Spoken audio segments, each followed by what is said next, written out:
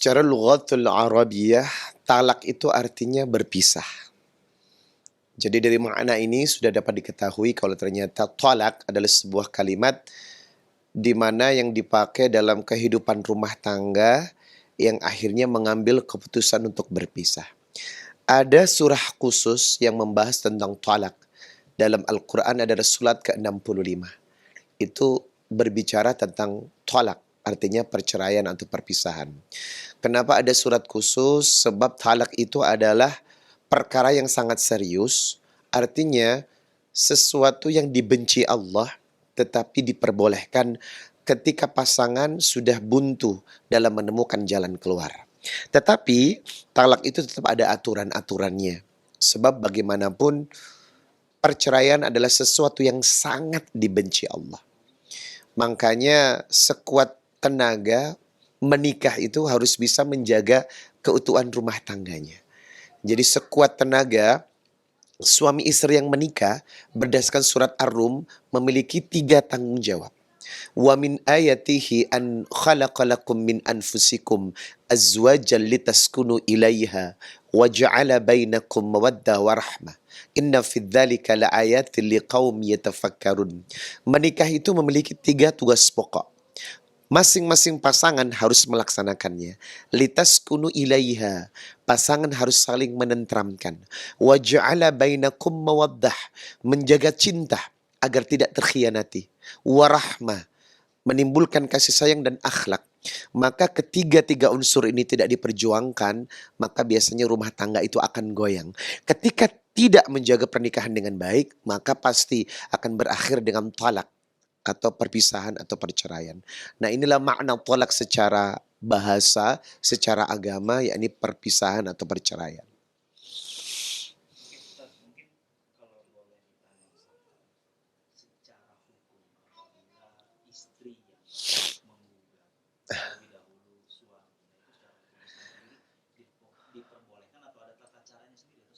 Iya, talak itu hanya diperbolehkan oleh laki-laki kepada perempuan.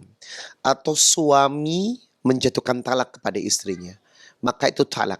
Namun kalau istri yang menggugat itu namanya khulu. Khulu. Nah, apakah boleh seorang istri menggugat suami atau menjatuhkan khulu? Kita perhatikan hadis yang satu ini. Sebuah kebencian yang diberikan kepada para wanita dari Allah dan janji Allah tidak akan pernah mencium bau surga bagi wanita yang sering meminta cerai atau khulu. Rasulullah Shallallahu Alaihi Wasallam bersabda, jangan rame-rame, Abi lagi syuting. Nabila, masuk, masuk, masuk, masuk, masuk, masuk.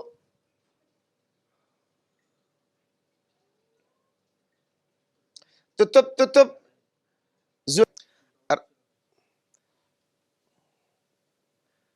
Rasulullah Sallallahu Alaihi Wasallam bersabda, ayyum ra'atin sa'alat zawjaha talaqan fi ghairi maba'sin faharamun 'alaiha raihatul jannah.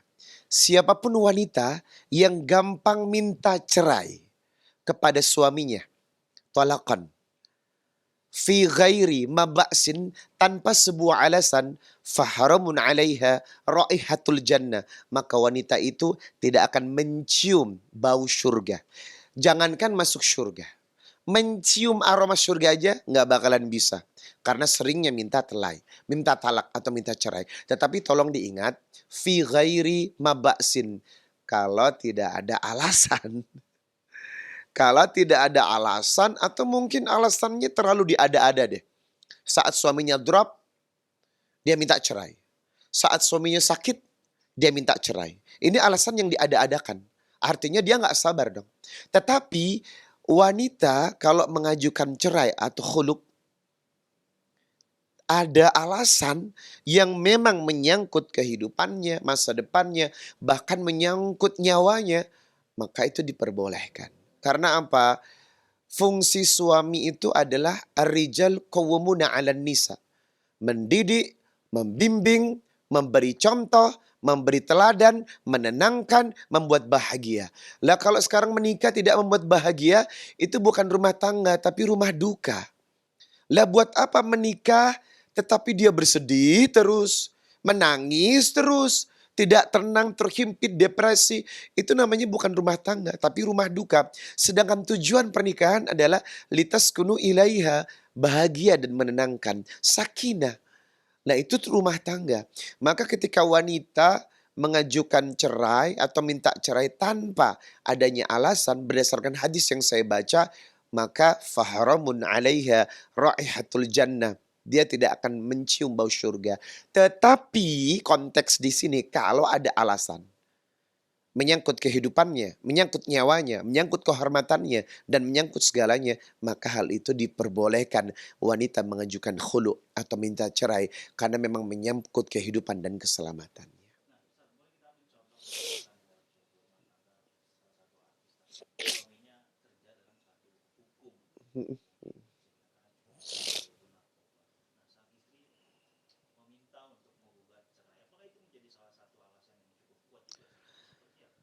Iya, jadi kalau kita mengacu kepada hadis ghairi mabasyin, kalau tidak ada alasan fahrumun 'alaiha raihatul jannah, maka tidak akan mencium aroma surga. Nah, ketika kita kembali kepada ujian rumah tangga itu, terlibat satu kasus atau peristiwa yang justru menyangkut masa depan, menyangkut nama baik keluarga, anak-anaknya dan lain sebagainya. Apalagi kasus itu sudah berulang-ulang kali membuat dia malu dan tercoreng, lalu sang istri mengajukan cerai, maka itu boleh. Karena sudah jelas, ar-rijal qawwamuna 'alan nisa. Laki-laki itu pemimpin, membawa makmun. Kalau dalam pernikahan laki-lakinya tidak jelas, laki-lakinya bikin masalah, bikin huru-hara, tidak menenangkan keluarga, menjatuhkan nama baik rumah tangga. Hal itu jelas sudah salah dari fitrah. Maaf pemirsa, pernikahan itu punya tugas, hak dan kewajiban. Sebagai seorang suami, kita dituntut rijal qawwamuna 'alan nisa untuk menjadi pemimpin, pengayom. Dan sebaliknya seorang istri fassolihatu qanitatun hafizatun lil ghaibi bima hafidallah. Harus memiliki dua tanggung jawab, taat kepada Allah dan taat kepada suami. Nah sekarang konteksnya bagaimana istri akan taat kepada suami sementara suaminya memimpin dirinya saja nggak bisa. Memimpin dirinya saja nggak bisa, apalagi memimpin rumah tangganya. Dan institusi rumah tangga ini adalah institusi yang menentukan masa depan seseorang. Kalau rumah tangganya aja gagal, bagaimana akan mengatur masyarakat? Bagaimana akan berhidupan dengan masyarakat? Bagaimana akan berdampingan dengan masyarakat? Karena pilar dari kehidupan itu adalah rumah tangga. Itu kenapa rumah tangga itu sesuatu yang sangat urgent. Dan membangun rumah tangga adalah ibadah yang sifatnya ghairu makhdah. Ibadah ini pertanggungjawabannya kepada Allah loh, jangan main-main. Menikah itu jangan main-main. Menikah itu bukan bukan permainan domino atau permainan kartu yang seenaknya kita bongkar, seenaknya kita berhenti. Tapi menikah itu adalah ibadah yang sifatnya ghairu makhdoh, yang aturannya ada dalam Quran dan hadis. Makanya menikah itu kalau mau awet, ikuti aturan-aturan Allah. Karena ibadah itu ada aturan mainnya. Sekali lagi, pernikahan itu bukan jalan permainan yang menurut kita seenaknya aja kita yang mengatur. Pernikahan itu adalah ibadah yang termnya, aturan-aturannya sudah ada dalam Quran. Ikuti aturan itu. Nah kalau kita tidak mengikuti aturan itu, pasti pernikahannya nggak beres. Dan jangan salahkan kalau ternyata akhirnya pernikahan itu akan selesai di tengah jalan.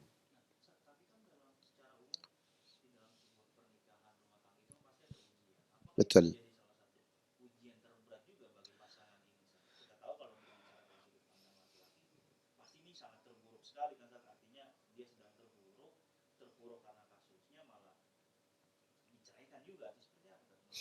Banyak orang yang salah dalam mengartikan ujian. Wa ma asabatum min musibah, ketika kita tertimpa sebuah musibah, alladzina qalu, orang-orang berkata inna lillahi wa inna ilaihi rajiun. Nah, musibah itu ada dua, ujian atau teguran. Wa ma asabakum min musibatin fabima kasabat aidikum. Tidaklah musibah yang tidak mengenakan itu datang, melainkan akibat tangan kalian sendiri. Sekarang saya mau bertanya, itu ujian atau teguran? Kalau musibah itu ujian, ada campur tangan Allah yang ingin mengangkat derajat Anda. Anda baik, Anda taat, Anda tidak menjalankan yang haram, Anda menjalankan syariat. Ketika diuji dengan musibah, itu ujian. Nah pertanyaannya, musibah yang tidak mengenakan itu akibat ulah tangan kita. Apakah itu musibah yang sifatnya ujian? Saya kata tidak, teguran. Teguran yang diberikan kepada rumah tangga akibat kita berkhianat kepada aturan-aturan Allah. Setiap kita melenceng dari hal-hal yang tidak diperbolehkan, ada konsekuensi yang harus kita terima. Setiap dosa pasti menggelisahkan. Surat At-Toha 124. Wa man a'rada an dzikri fa inna lahu ma'isyatan danka wa nasyuruhu yaumal qiyamati a'ma. Hindari maksiat, hindari dosa. Sebab perbuatan maksiat dan dosa akan menyempitkan hidup dan menyempitkan rezeki. Menyempitkan hidup dan menyempitkan rezeki. Kalau kita berani melanggar aturan Allah, maka konsekuensinya adalah sempitnya hidup dan sempitnya rezeki. Makanya konteks di sini ujian atau teguran. Kalau ini ujian, konteksnya Allah yang menguji untuk mengangkat derajat iman seseorang. Tapi kalau teguran, itu adalah kesalahan dari seseorang yang berani melanggar ketentuan yang harusnya diharamkan dan tidak dikerjakan.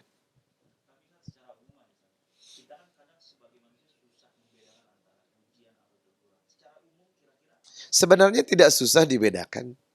Kalau kita taat di jalan Allah, kemudian dalam ketaatan itu kita menderita, jatuh dari usaha, sempit ekonomi, itu ujian. Karena apa? Kita taat. Nah sekarang kalau kita melanggar, yang kan contohnya kita pemakai narkoba. Kan sudah jelas dalam surat Al-Ma'idah. Untuk meninggalkan semua itu. Narkoba, minuman keras, itu bagian dari rijzum min amalis syaitan. Amalan najis syaitan, fajtanibuhu, tinggalkan. Udah jelas. Fajtanibuhu, tinggalkan. Kenapa dikerjakan? Nah konsekuensi dari sesuatu yang haram atau yang berdosa dikerjakan, itu adalah teguran. Agar apa? Agar manusia kembali kepada jalan Allah. Harusnya teguran itu disyukuri dong. Karena apa? Allah sayang sama kita. Tidak membiarkan kita. Makanya ketika seseorang ditegur, aduh ya Allah, alhamdulillah ya Rabb, terima kasih ya Allah. Artinya Allah ingin kita kembali kepada jalan yang benar. Nah konteksnya itu yang membedakan. Anda taat diuji dengan kemelaratan itu ujian. Tetapi kita bermaksiat dan berbuat dosa atas sebuah pelanggaran itu teguran. Maka inilah yang bisa membedakan antara musibah yang sifatnya ujian dengan musibah yang sifatnya teguran.